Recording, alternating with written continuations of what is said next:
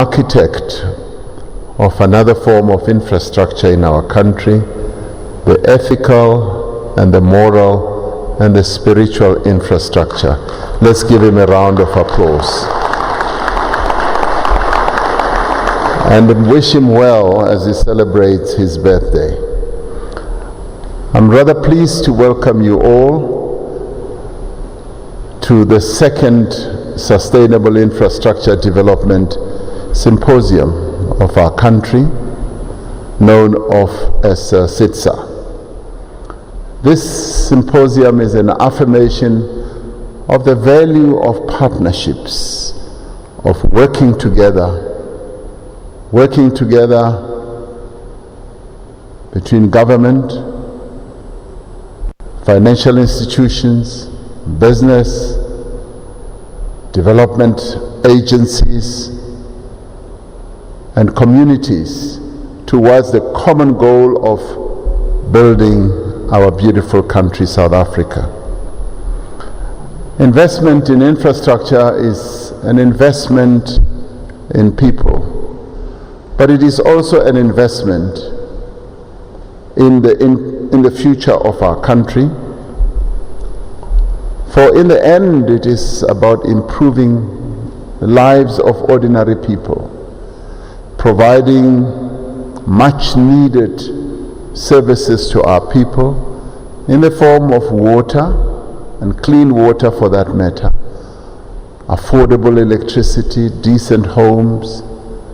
It is about expanding the economic opportunities that should be available to all of us as South Africans, creating jobs, improving the competitiveness of businesses, and unleashing our people's potential.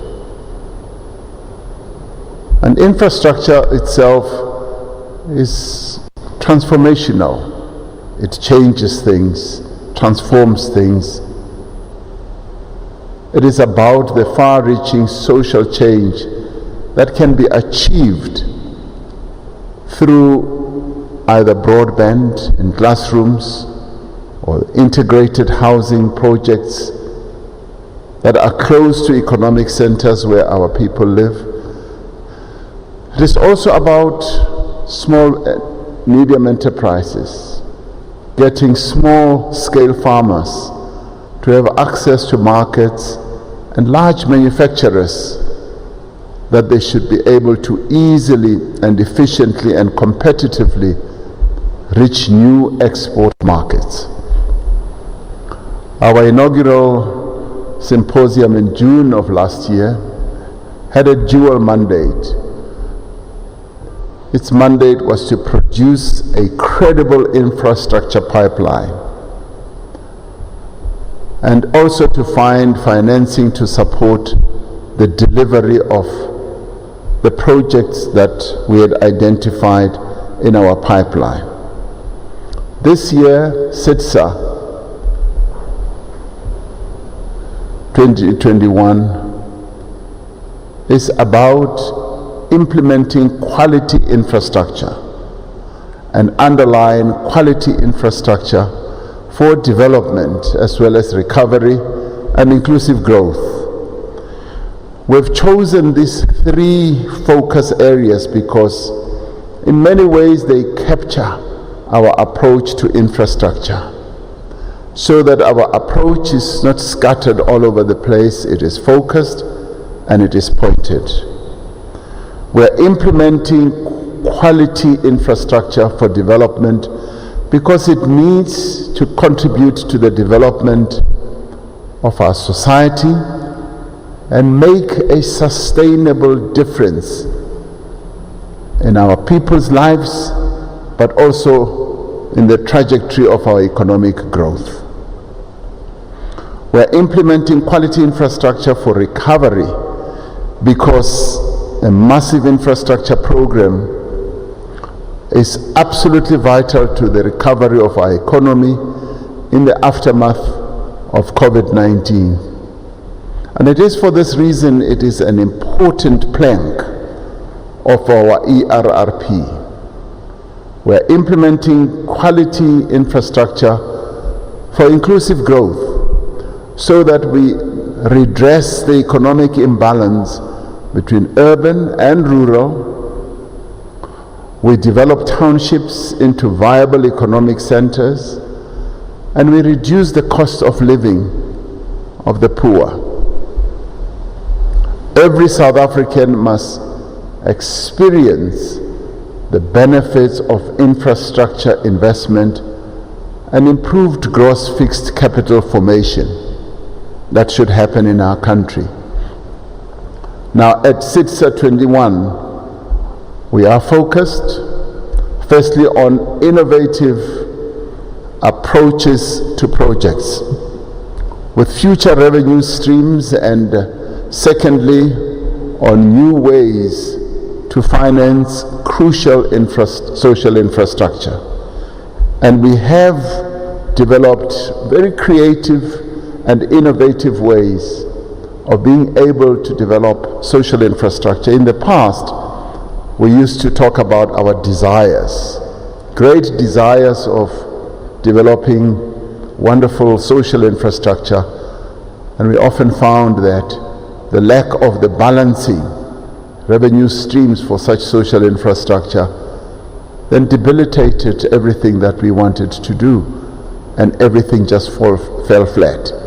But now, through innovation, and credit to Dr. Ramaphosa and those that he works with, and Minister Delil, and indeed the various other people in our various departments who participate collectively, we're coming up with very clever and innovative ways of structuring infrastructure projects.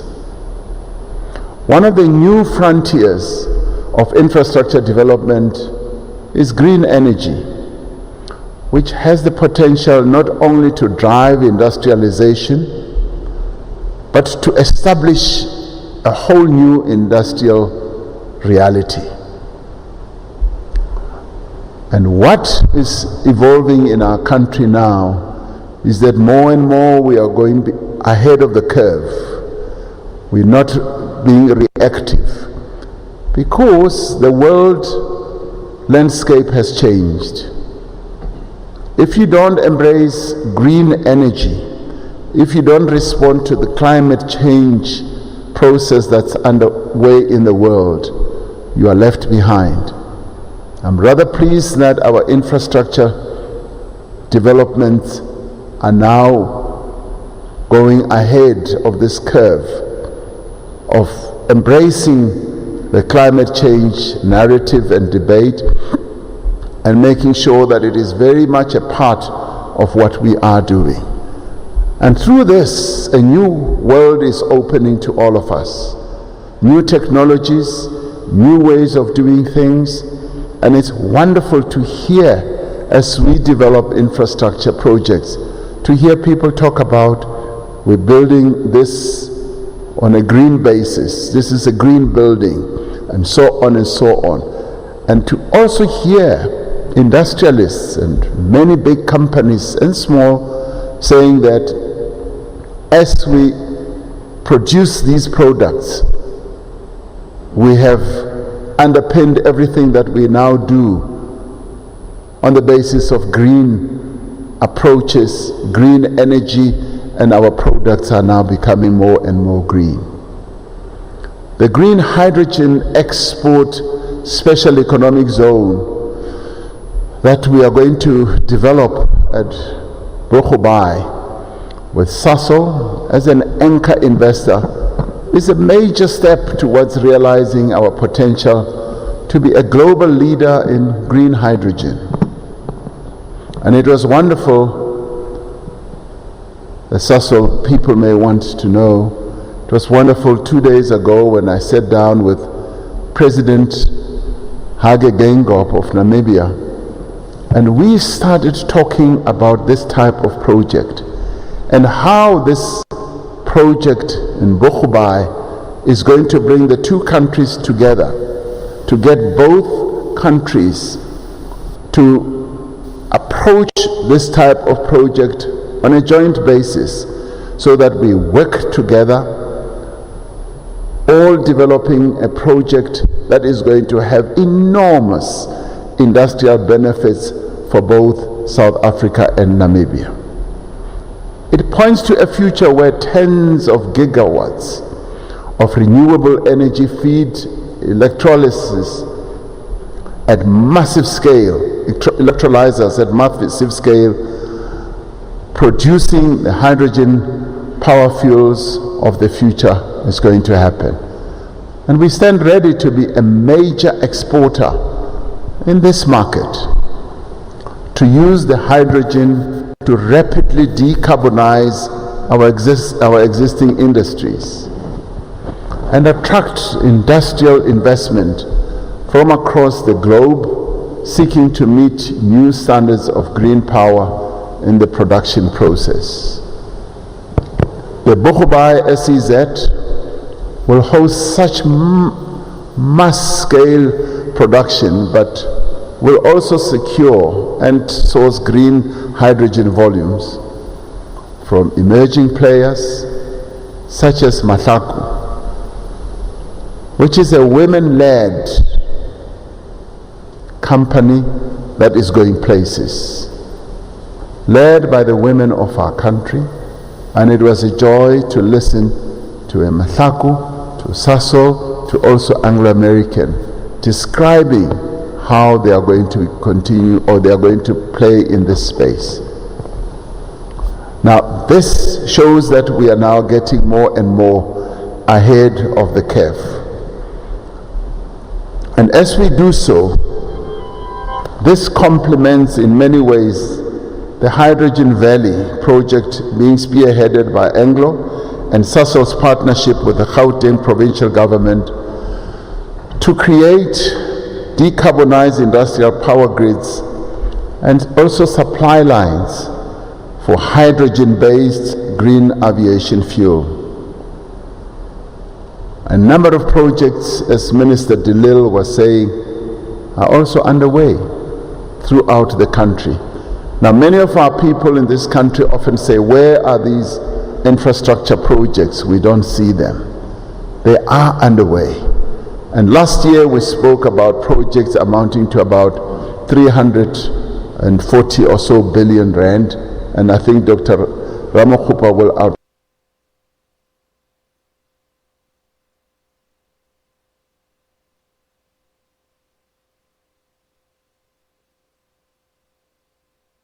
I think Dr.